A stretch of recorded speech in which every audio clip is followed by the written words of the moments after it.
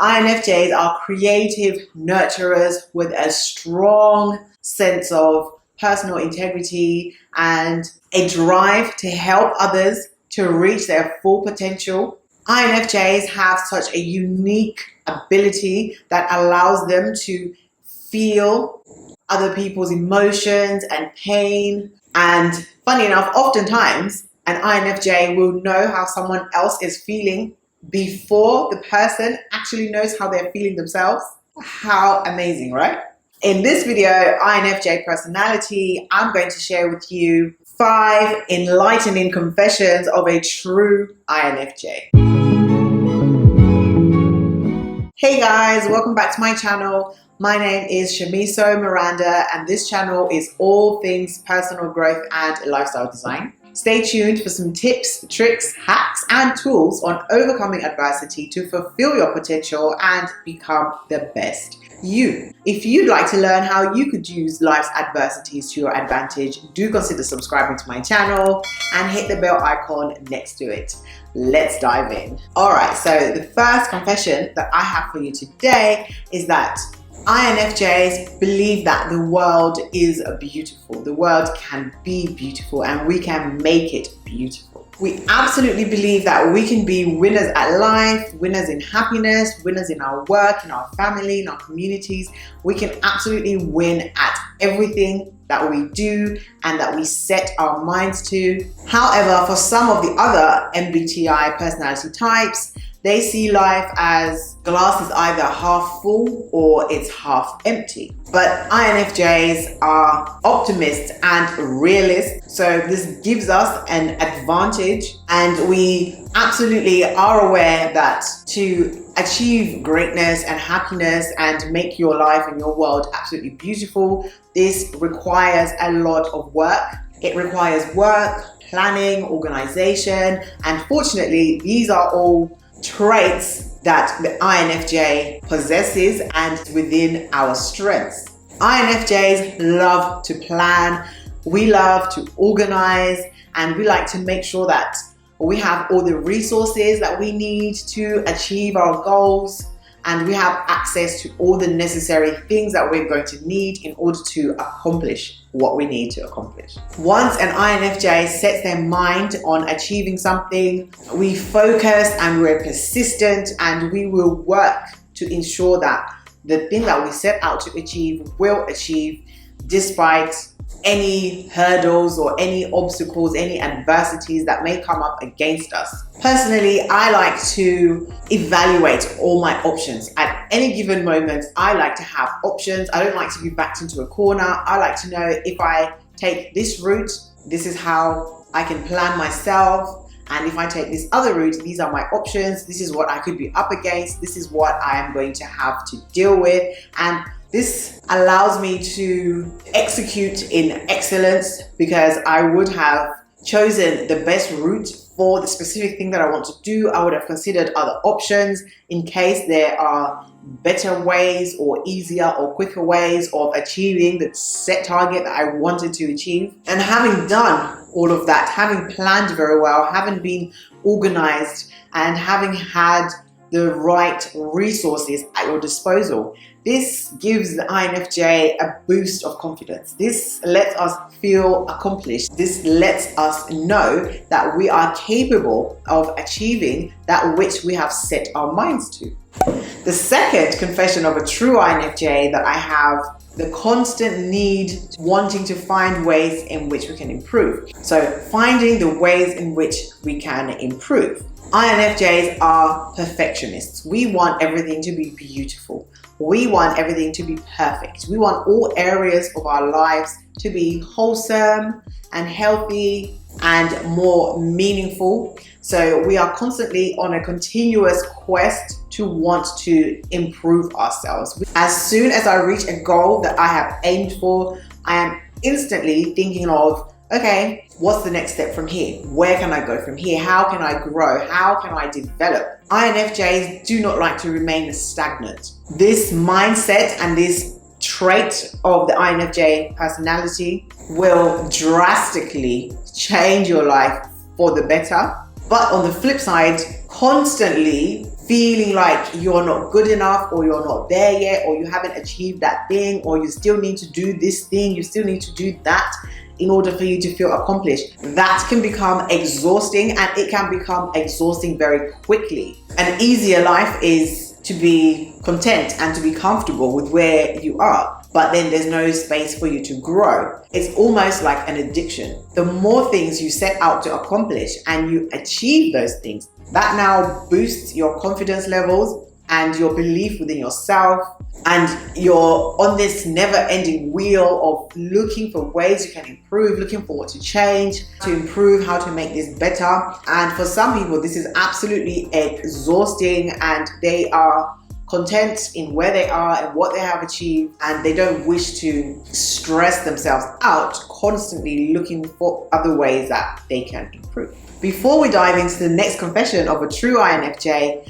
I will link to another video that I made, INFJ Careers. I will link to that video in the info cards right here, and also I'll put it down below in the description.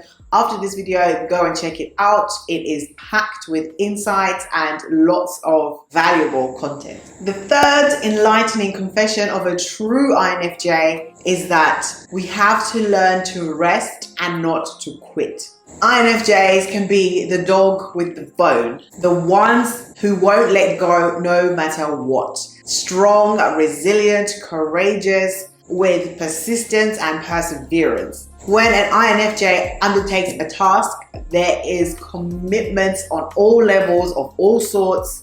We completely dedicate ourselves to that mission, to that task, to accomplishing that goal that we have set.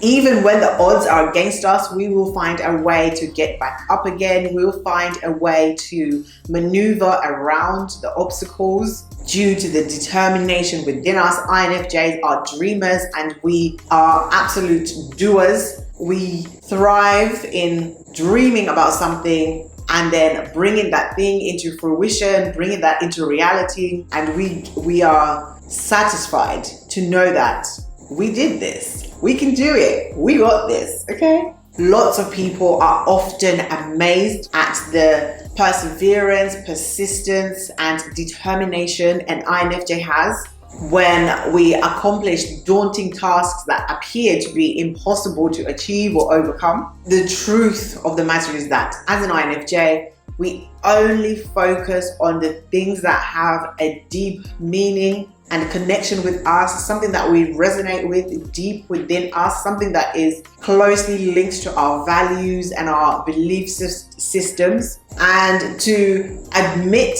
defeat would be to let the world down. You'd let down your community, you'd let down your co-workers, you'd let down your friends and your family. And that's not something an INFJ can easily do. INFJs don't like to make people feel bad. INFJs don't like to face conflict or bring about disappointments to those around us. However, as a true INFJ myself, I know that I have days when I am down. I have days when I just want to be in my cave. I just want to keep myself to myself. I don't want to interact. I don't want to do much. I just want to think and relax. And when I have days like that, I take little bites towards my big goals. So it's not every day moving mountains and doing all of that. Sometimes I just focus on the little goals that will lead up and contribute to the bigger goals. Those little bite-sized chunks will then later on come together and create this big accomplishment. Before we get into the next confession, I have a quick question for you. Which of these enlightening confessions of a true INFJ resonates with you most?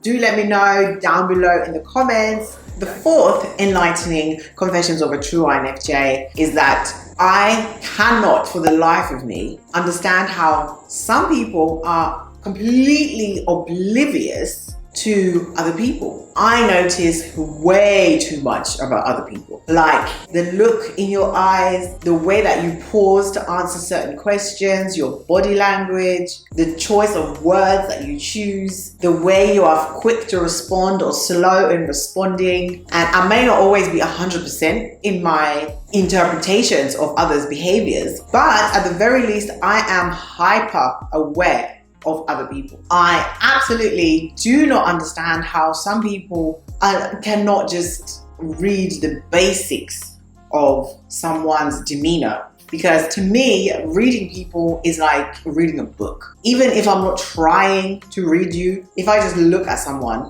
I will just know. I have some things that I will just see and I can feel their vibe. I can look at their presence, the vibe that they're giving off. I can see whether you're happy, you're sad, or you're shy, you're nervous, you're scared. I can see all of that within a few seconds of looking at someone. And I believe that if you pay attention for long enough, people will always tell on themselves. If you'd like to understand yourself better, I have a free downloadable MBTI personality test. I'll put it on the screen here. It will be in the link down below. Go and check it out. It's free download. Find out what your personality type is so that you can work on managing your weaknesses and strengthening your strengths. The fifth confession of a true INFJ is the battle between the inner world versus the outer world. INFJs are daydreamers. We have the ability to create a rich and fulfilling inner lives that we can retreat to and hide out into when the outer world around us seems to be becoming too much for us to handle. This skill, this ability has taken me through some of the worst times of my life. The ability to separate myself from what's going on around me, to go into myself and focus on my thoughts, my motivations, my dreams, my goals, to completely just shut off the outside world and everything that is happening around there and hone into my thoughts has been a completely life changer.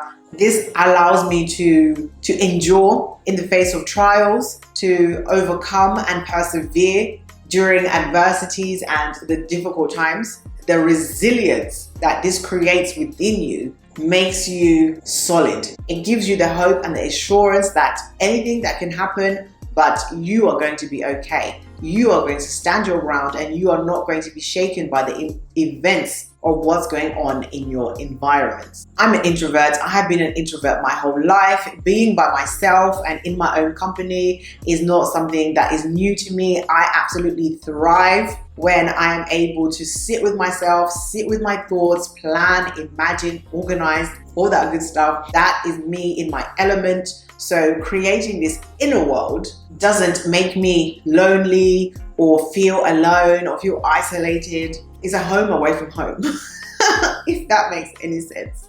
So many people would come and ask me, how did you get through that? How did you cope with that? How did you endure that trial, that adversity, that obstacle? How did you navigate that? My only way to navigate life's adversities is to retreat to my inner world, into my inner self, and not focus completely on that which is going on around me. Now go and watch these videos and I'll see you in my next one as we continue our journey towards a more wholesome, healthier, and more meaningful lifestyle.